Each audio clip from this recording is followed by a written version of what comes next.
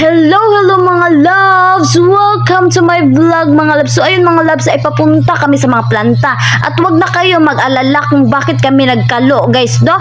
Kaya pupunta kami kasi titingin kami kung ano yung mga nandoon sa planta guys. Pero ang sabi nila guys ay doon daw makita nyo yung GT Motors and General Merchandising. Ay, General Merchandising ba yun?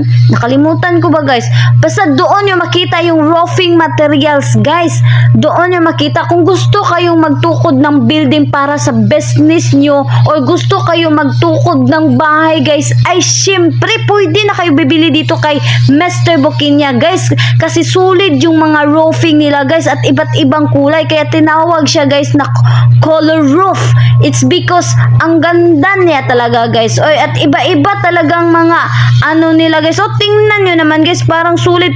Gusto namin na papasok sa planta guys, pero bawal kasi sundin na lang natin yung mga kuan guys, no? Yung binagbabawal, kay baka mapano tayo doon, wala tayong permission, kaya hindi natin pilitin guys. At that is a privacy pod nila guys, no? Na kailangan di ta mo sulod. O dira guys, daghan kay silang mga materials. Unsa pa man inyong gihulat mga guys, napadyod sila epix guys, na pwede mo magpagama og tarpaulin, pwede mo magpagama og frame.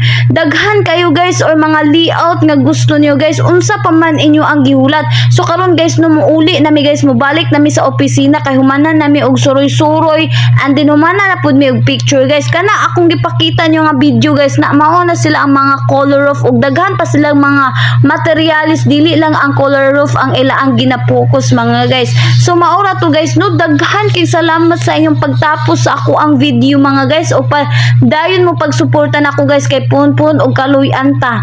Ay mahayahay ta guys.